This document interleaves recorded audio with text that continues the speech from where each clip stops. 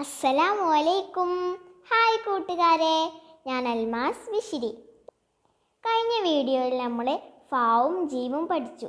അതുപോലെ വേറൊരു അക്ഷരമായിട്ടാണ് ഞാൻ വന്നിട്ടുള്ളത്. നമുക്കൊരക്ഷരം എടുത്താലോ? ലാം. ലാം എന്ന അക്ഷരം ഇതാ നോക്കൂ. ഒറ്റയ്ക്ക് വരുമ്പോൾ ഈ ഒരു രൂപത്തിലാണ് വരിക. ഇനി നമുക്ക് ഈ അക്ഷരം ഒരു വാക്കിൻ്റെ ആദ്യത്തിലും മധ്യത്തിലും അവസാനത്തിലും എങ്ങനെയാണെന്ന് നോക്കാം. ഇതാ നോക്കൂ, ഇത് നമ്മൾ ആദ്യം കണ്ട ലാം തന്നെയാണ്. പക്ഷേ ഇതൊരു വാക്കിൻ്റെ ആദ്യത്തിൽ വരുമ്പോൾ ഈ ഒരു രൂപത്തിലാണ് വരിക.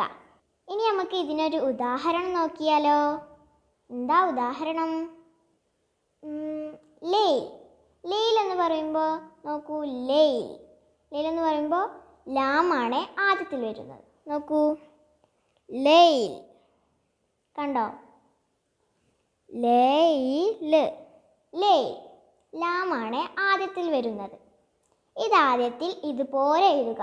അതിനുശേഷം ലെയിൽ എന്ന് പറയുമ്പോൾ എയിൽ എന്ന് കൂടി കൂട്ടിച്ചേർക്കുക. അപ്പോൾ അതാ നോക്കൂ, ലാമ ആദ്യത്തിൽ വന്നപ്പോൾ എങ്ങനെയാണ് ആയത്? ലെയിൽ. മനസ്സിലായില്ലേ? നമുക്ക് ലാം മധ്യത്തിൽ വരുമ്പോൾ എങ്ങനെയാണെന്ന് നോക്കാം.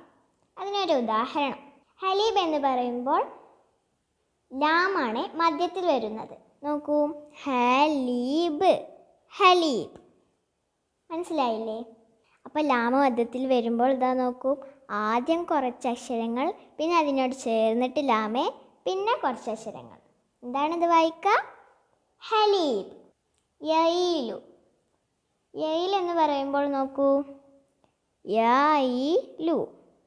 പിന്നെ അക്ഷരങ്ങളൊന്നുമില്ല, അവിടെ ലാമ അവസാനിക്കുകയാണ്. നോക്കൂ, യയിലു. യയിലു. യയിലു. ഇങ്ങനെയാണ് ലാമ അവസാനത്തിൽ വരുമ്പോൾ എഴുതുക. നോക്കൂ, യയിലു. യയിലു. മനസ്സിലായില്ലേ? അപ്പം നമ്മളിവിടെ ലാമ 4 രീതിയിൽ എഴുതാൻ പഠിച്ചു. എങ്ങനെയൊക്കെ? ആദ്യം ഒറ്റയ്ക്ക്, പിന്നെ 3 രീതിയിൽ. എങ്ങനെയൊക്കെ? ആദ്യം ഒരു വാക്കിൻ്റെ ആദ്യത്തിൽ, പിന്നെ മധ്യത്തിൽ, പിന്നെ അവസാനത്തിൽ. അങ്ങനെ 4 രീതിയിലാണ് നമ്മളിവിടെ ലാമ് പഠിച്ചത്. അപ്പോൾ നമ്മളിവിടെ ലാമ് വെച്ച് പറഞ്ഞ ഉദാഹരണങ്ങളുടെ അർത്ഥം കൂടി ഒന്ന് പഠിച്ചാലോ? എന്തായിരുന്നു ആദ്യത്തെ ഉദാഹരണം? അതെ, ലെയിൽ. ആദ്യത്തെ ഉദാഹരണം എന്താണ്? ലെയിൽ. ലെയിൽ എന്ന് പറഞ്ഞാൽ രാത്രി. എന്താണ്? രാത്രി. അടുത്ത ഉദാഹരണം എന്തായിരുന്നു? ഹലീബ്. ഹലീബ് എന്ന് പറഞ്ഞാൽ എന്താ? പാൽ. ഹലീബ് എന്ന് പറഞ്ഞാൽ പാല്.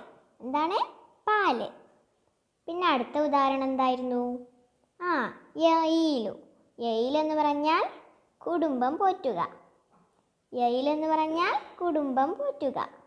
ഓക്കെ കൂട്ടുകാരെ, അപ്പോൾ നിങ്ങൾക്ക് മനസ്സിലായില്ലേ?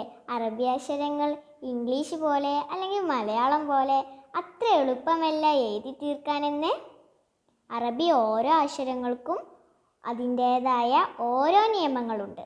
ഇങ്ങനെ നമുക്ക് അറബിയിലെ ഓരോ അക്ഷരങ്ങളും എടുത്ത് പഠിച്ചു നോക്കിയാലോ? ഇൻഷാ അല്ലാഹ് അടുത്ത വീഡിയോയിൽ വരുമ്പോൾ ഞാൻ മറ്റൊരു ലെറ്ററുമായി വരാം. നിങ്ങളുണ്ടാവില്ല എൻ്റെ കൂടെ? Okay, bye. അസ്സലാമു അലൈക്കും.